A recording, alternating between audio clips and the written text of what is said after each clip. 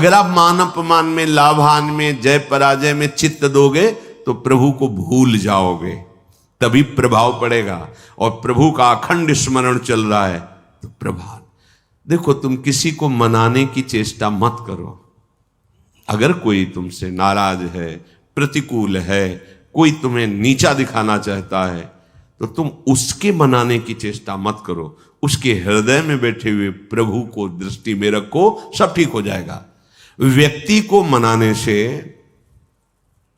आप हार जाएंगे, और व्यक्ति के हृदय में बैठे हुए प्रभु का लक्ष्य करके तो आप जीत जाएंगे। ध्यान रखना, ये भी यही के चिंतन की बात कह रहा हूं। अगर ये व्यक्ति राजी हो जाए तो हमारा मार्ग निर्विघ्न हो जाएगा। यही बहुत फंसाए हुए है। उसको दुलार करो, उसको मनाओ, आप फंसते चले जाओगे। ध्यान रखना, इसके हृदय में प्रभु बैठे। नाथ, आप तो जानते हैं हमारी स्थिति कि आपके चरणों के बल से ही है। प्रभु, आप प्रसन्न होइए। नाथ, आप इसके हृदय मंदिर में बैठे हैं, इसके हृदय में भी शीतलता दीजिए और मुझे भी इसकी आसक्ति से मुक्त कीजिए। बिल्कुल बिल्कुल सही मार्ग।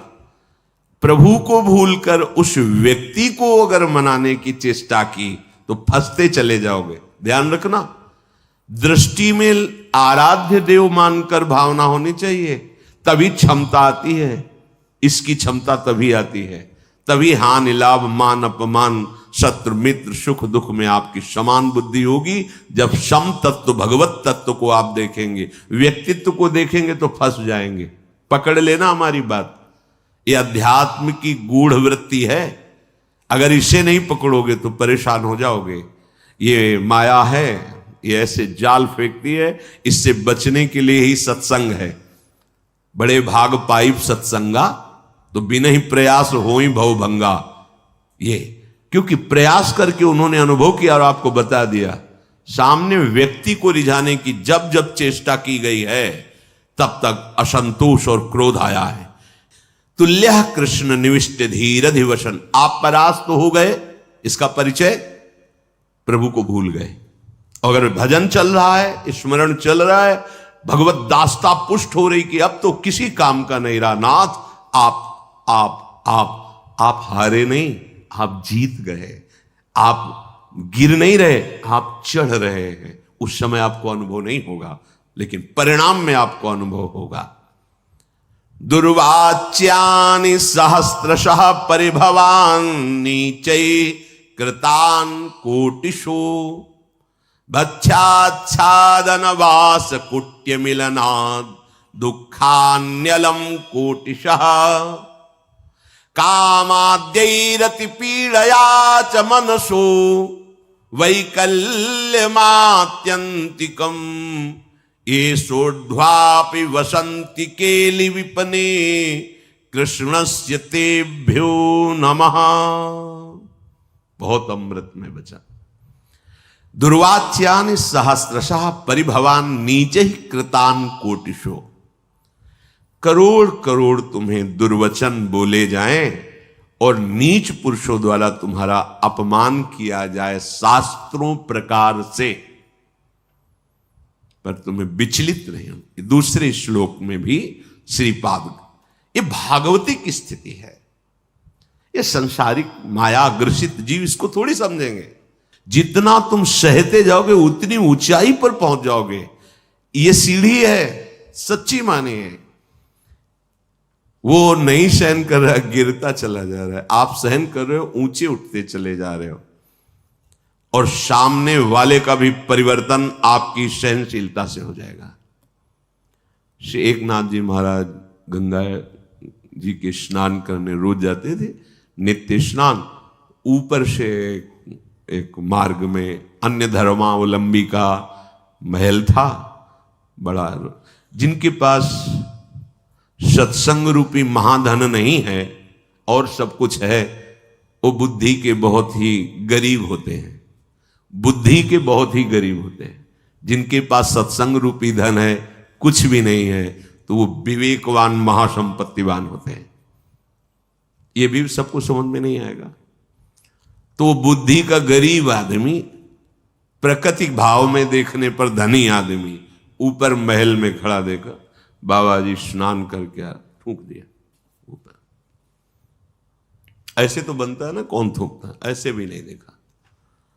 गए फिर स्नान कर, 100 बार थूका, 100 बार स्नान कर, वो हार गया, ऐसे भी नहीं देखा।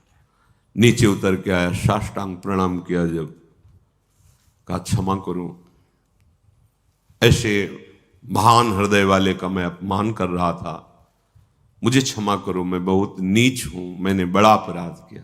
तो भैया आपने तो कोई अपराध नहीं किया, जो लाभ हमें 100 दिन में मिलता वो मुझे आज 1 दिन में आपने प्रदान किया। 1 दिन में आपने 100 बार स्नान का मुझे सौभाग्य दिया। मैं आपका ऋणी हूं कि जो 100 दिन में मैं स्नान करता हूं 1 दिन में करवा दिया। ये आपके क्या विचार, क्या परिवर्तन, देखो सत्य का परिवर्तन। ये जीवन में जब तक आपके अध्यात्म नहीं आएगा तब तक आप अध्यात्म को समझेंगे कैसे। अगर हम कहीं विचलित होते तो मेरी कमजोरी है, मेरे गुरुदेव भगवान, मेरे आराध्य देव मुझे पुष्ट करेंगे। हमको इस पर भी बेपरवाह रहना है कि मैं कमजोर हूं, मेरे आराध्य देव गुरुदेव पुष्ट करेंगे। वो पुष्ट कर रहे हैं, उपदेश कर रहे हैं। दुर्वाच्यानि सहस्त्रशा परिभवान नीचै कृतान कोटिशो। आपके अंदर भी अहंकार कितना बचा है, इसकी परीक्षा है। दुर्वाच्यानि सहस्त्रशा परिभवान नीचै कृतान कोटिशो। नीच पुरुषों द्वारा करोड़ों प्रकार से दुर्वचन या आदि आदि तिरस्कार आदि, आपका हृदय भगवत स्मरण नहीं छोड़ा, ये बात रही। भगवत स्मरण नहीं, भक्षाच्छादन वास कुट्य मिलना दुखान्यलम कोटिशः। कई कई दिन तक आपको भोजन नहीं मिला। ये तो धाम है, यहां तो सुविधा है ही है, भूखा नहीं रह सकता। धाम की बड़ी कृपा है। कई जगह से संत महात्माओं की करुणा से भोजन पवाए जाते हैं, बिना किसी टिकट पैसे की भी आप चले जाइए भोजन। और लाडली जी बड़ी करुणामयी है। ये भ्रमण करने वालों को ज्यादा सहन करना पड़ता है। जो संत सुखी विचरण तुम्हें विचरण करते रहते हैं, राग द्वेष रहित चित्त, कई कई दिन भोजन की व्यवस्था नहीं संयोग बैठता। तो यहां धाम के लिए कह रहे हैं कि आप अगर धाम आए हो, धामवासी हो, भगवत मार्ग के पथिक हो, तो आप ये समझ लो कि अगर आपको भोजन की भी कई कई दिन तक अव्यवस्था सहनी पड़े तो सहना चाहिए, विचलित नहीं होना चाहिए। और ये देखा है प्रभु नवीन उत्साह देते हैं। जैसे भोजन नहीं मिला तो निराशा कभी नहीं आई, उदासी कभी नहीं आई, एक नवीन उत्साह आता था, नवीन उत्साह। और बहुत ही मन को कसा जाता है गुरुदेव के द्वारा, भगवान के द्वारा।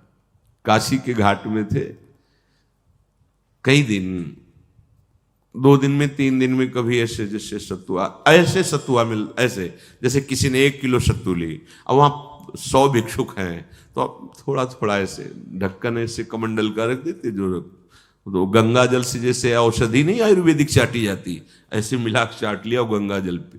आपको कैसे बताए, एक अद्भुत आनंद। एक दिन देखा कि एक कोई यात्री आए हो तो टिफिन खोल के दाल सब्जी रोटी सब ऐसे, दृष्टि गई, मन ने कहा यार अरे, पर अब वो तो जैसे छोटा बच्चा अरज जाए, अरज गया मन, आज तो भरपेट भोजन चाहिए ही। अब मन में जब ये आई कि, तो आया कि गुरुदेव भगवान को वचन दिया किसी के दरवाजे नहीं जाएंगे। बहुत अंतःकरण फंसाने में प्रवीण है। दरवाजा घाट की तरफ ही था, तो हम कहीं जा थोड़ी रहे, उस घाट के किनारे वाले दरवाजे की सीढ़ी पे बैठ जाएंगे, और उसका दरवाजा है, पीछे की तरफ भी होता है। चलो भाई बैठ गए। संकल्प के अनुसार एक व्यक्ति निकला, हर हर महादेव महादेव। कैसे बैठे हो? ऐसे बैठे, भोजन पाओगे? जैसी महादेव जी बैठो, चाबी लाते हैं, चलो ऐसा। 2 घंटे तक तो हमें लगा रसोई बनाने में समय लगा। बाद में आया तो उसने कहा प्याज लहसुन पाते हो? हम कहा नहीं। वो हमारे यहाँ तो बनता है। वो नहीं, हम ऐसा तो नहीं पाते। तो फिर महादेव, हाँ मन से खूब हंसे यार, ठीक ठीक उत्तर मिला, ठीक। नहीं वो रोटी ला के दे देता, ना देता सब्जी, भगवान महादेव। फिर वो कई कई दिन तक भोजन न मिलने पर भी निराशा नहीं आती, एक नवीन उत्साह रहता। तब स्थिति भाव की ऐसी बन, आज मिलेंगे, मन अति हर्ष जनावनते ही, आज देखे हो परम सने। रोज ऐसा होने लगा। चिलचिलाती धूप और पंडों की छोटी सी छतरी, उसी के नीचे में आज महादेव जी मिलेंगे। रोज आने लगा, आज महादेव जी मिलेंगे, आज महादेव जी। जब नाना प्रकार की सुख सामग्रियों का सेवन किया जाता है तो मन संतोष कर लेता है, अच्छा जीवन चल रहा है भाई। अच्छा जीवन तो जब बाट जो होने लगे, दृश्य बिन दुखन लागे नैन। आज की भी रात गई, स्वप्न में नहीं आए, पूरा दिन भी गया, साक्षात्कार नहीं हुआ। ऐसे एक एक मिनट व्यतीत होने लगे। तब समझ लो बिल्कुल आ गए हो साक्षात्कार की भूमिका में। कोई मान, कोई दुख सुख, गर्मी सर्दी बरसात, इसकी स्मृति न रह जाए। श्रीपाद कह रहे भक्षाक्षादन वास कुट्य मिलना दुखान्यलम कोटिशः। ये महापुरुष की स्थिति में पहुंचने के लिए जरूरी है। भोजन आदि के कई कई दिन ना मिलने पर भी आपके भजन में कोई फर्क नहीं पड़ना चाहिए। विषयी पुरुष वैराग्यवान को क्या सुख होता है अनुमान भी नहीं कर सकता। वैराग्य में क्या सुख है अनुमान भी नहीं कर सकता। जब जितना तुम सहनशील बनते जाओगे, देखो एक बार चना भुन जाए, फिर चाहे जितना खाद पानी लगा दो उसमें अंकुर होने वाला नहीं। एक बार तो भुनना ही चाहिए। आकृति वही रहती चने की, वो पर अंकुरण रहित हो जाता है। आकृति तो वही रहेगी चने की। व्यवहार में तुम्हें सब चना के समान ही नजर आएगा, पर उसमें अंकुरण होना बंद हो जाएगा क्योंकि भुन गया। इसलिए सहत सहत बाढ़े भगत, उच्च अवस्था प्राप्त करने के लिए ये बात जरूर जरूर। भक्षाद्यान वाश कुट्य मिलनाद, रहने की जगह, कपड़ा, भोजन, इनकी कितनी भी असुविधा हो, भगवत चिंतन नहीं छूटना चाहिए। लक्ष्य में निराश नहीं होना चाहिए। फिर और बढ़िया बात कह रहे, कामाद्यैरति पीड़या च मनसो वैकल्यमात्यंतिकम। ये कामादि तुम्हें भारी पीड़ा देंगे। ये भारी पीड़ा को विषयी पुरुष नहीं समझ पाते। जैसा भाव आया वैसा विचरण कर रहे हैं तो उनको क्या पता चले कि इसकी पीड़ा क्या होती है। भाव आया और उसको रोका, वो जो जलन, व्याकुलता, व्यथा पैदा होती है उसको सहना। देखो यदि काम वासना की तुम मार को नहीं सह पाए तो प्रेम को सहने की योग्यता तुम में आई ही नहीं। प्रेम तो प्रभु को भी विकल कर देता है। इसलिए इस मार्ग के पथिक को, जो गृहस्थ में धर्म संज्ञ केवल संतानोत्पत्ति, जो वैराग्य आजीवन, इससे युद्ध करके से, और ये कुछ दिन का युद्ध है। अगर स्वीकृति नहीं बनी ना भोगों की तो कुछ दिन के बाद ये शांत हो जाता है। ऐसे शांत हो जाता है जैसे हवा रहित स्थान पे दीपक रख दो, ऐसे शांत। एक तार भगवत स्मृति, विक्षेप ही कामनाओं से होता है। अछत काम सुख सपने नाही, और बिन संतोष न काम न शाही। धैर्य पूर्वक एक बार निश्चय कर लो, अब ये जन्म निष्काम था, पर वही संभल पाएगा। कुसंग रहित, कुदृश्य रहित, कुवाक्य रहित, गंदी बातें नहीं करनी, गंदे दृश्य नहीं देखने, गंदा संग नहीं करना, गंदा भोजन नहीं करना, और लक्ष्य पे दृढ़ रहना है। दृढ़ता का स्वरूप है हर समय भगवत स्मृति परायण और निष्कामता। सब सोहित निष्कामति, श्री वृंदावन विश्राम, श्री राधा वल्लभ लाल को हृदय ध्यान मुख नाम, इससे बड़ी कोई स्थिति नहीं। मुख में नाम चल रहा है, हृदय में प्रभु का ध्यान है, कोई कामना नहीं, सबके प्रति प्रेम व्यवहार। श्री धाम वृंदावन हमारी विश्राम भूमि, श्री राधा जुग चरण निवास, महामहिमामयी स्थिति। पर सहना पड़ेगा प्यारे, सहना बहुत कठिन है। भगवत प्राप्ति कठिन नहीं है, भगवत प्राप्ति की तैयारी बड़ी कठिन है। तो इसीलिए गुरु को मोरे मन प्रभुष विश्वासा राम ते अधिक राम कर दासा, कि गुरुदेव भगवान ने मुझे तैयार कर दिया। बस वस्तु तो तुम्हारे हृदय में ही, कहीं आनी जानी नहीं है। बस उस तैयारी में हमको थोड़ा एक भाव रखना है। जैसे मां अपने बच्चे को अपनी टांगों पर लिटा करके तेल मालिश करके उसे पुष्ट करती है, ऐसे गुरुदेव अपनी कृपा पे रख के काम क्रोध लोभ मोह मद मत्सर सबकी धज्जियां उड़ा देना। पर वो बच्चा की सामर्थ्य नहीं कि उनके चरणों से हट जाए। तो ऐसे ही हम अगर कई बच्चा के पेट और घर करे विनाशन, अब आप चाहे अपमानित करो, चाहे सम्मानित करो, चाहे प्यार दो, चाहे तिरस्कार दो, प्रभु आपको जीवन समर्पित है। आपके सिवा सच्चे महात्मा बन जाओगे। हो सकता है कि कई कई महीने संभाषण किसी से ना हो, पर एक मिनट भी ऐसा नहीं जो तुम गुरुदेव की दृष्टि में ना हो। तुम नहीं समझ पाओगे उस बात को।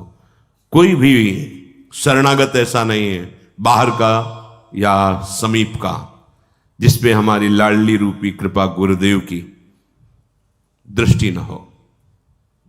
भूलना मत ये बात हमारी। कोई भी, चाहे बाहर कहो चाहे यहां कहो, वो अनंत सामर्थ्यशाली, उनकी करुणा दृष्टि एक एक पे करुणा दृष्टि। उसी करुणा दृष्टि से हम सुरक्षित हैं, उसी करुणा दृष्टि से हमारा परमार्थ बढ़ रहा है। कामाद्यई रति पीड़या, बस इसको सह जाओ प्यारे। बहुत आवश्यक है सहना, बहुत आवश्यक है सहना। कुछ समय बाद आप निर्विकार हो जाओगे। सह जाओ, स्वीकृति मत करो। स्वीकृति करोगे तो वही व्यवस्था कर देगा। ध्यान रखना, जो इच्छा करियो मन माही, हरि प्रसाद कछु दुर्लभ। आप अगर हट करोगे कि नहीं मुझे यही खिलौना चाहिए, यही चाहिए, यही चाहिए, तो इशारा दे देंगे माया को, खिलाओ इसको पहले। जब ये फिर रोएगा, चिल्लाएगा, तड़पेगा, मेरी तरफ भागेगा, फिर संभाल लेंगे। खेलो, जा खेलो जाके। अगर ऐसी प्रार्थना है कि प्रभु मैं कहूं भी तो कभी मेरी इच्छा की पूर्ति मत करना, उसका परिचय वो अधीनता स्वीकार ही किए रहता है। और जब अधीनता से अलग दिखाई देता है, ये तो प्रतिकूल ही प्रतिकूल व्यवहार करते चले जाए तो छूट दे देते हैं माया को। उन्हीं की माया है। ठीक है, दो खिलौना, इसको खेलने दो। जब ये खेल के उबेगा फिर मैं अपनी गोद में ले लूंगा, क्योंकि वो भी अविनाशी, वो भी अविनाशी। अविनाशी को बच्चा अविनाशी, खेलने दो, कल को खेलो। जब रोगे फिर गोद में ले लेंगे। समय काहे को बर्बाद करो। इन खेलों को बहुत खेला है, अब तो हरि के साथ खेलना है, हरि प्रिया की लीला में सम्मिलित होना है। इसलिए इसे सहना पड़ेगा। कामाद्यई रति पीड़या च मनुष्य वैकल्य मात्यंतिकम। अत्यंत विकलता पैदा होने पर भी, आपको बताएं अत्यंत विकलता किस स्थिति में होती है? जब भगवत स्मृति छूट जाती है और आप तन्मय हो जाते हैं किसी भी विषय पर, उस समय भारी कष्ट होता है। और अगर भगवत स्मरण चल रहा है तो ये शब्द नहीं आएगा, मनुष्यो वैकल्य मात्यंतिकम नहीं आएगा। वो आने ही नहीं देगा। इसे आकर्षण होगा, पर इतने विकल हो जाओ कि होश खराब हो जाए, ये नहीं होगा। ये तभी होगा जब प्रभु का नाम छूट गया। आप देख लेना, प्रभु का स्मरण छूट गया तभी आप अत्यंत विकल हो जाएंगे किसी भी विकार से, चाहे काम हो, क्रोध हो, लोभ हो, मोह हो, कोई हो।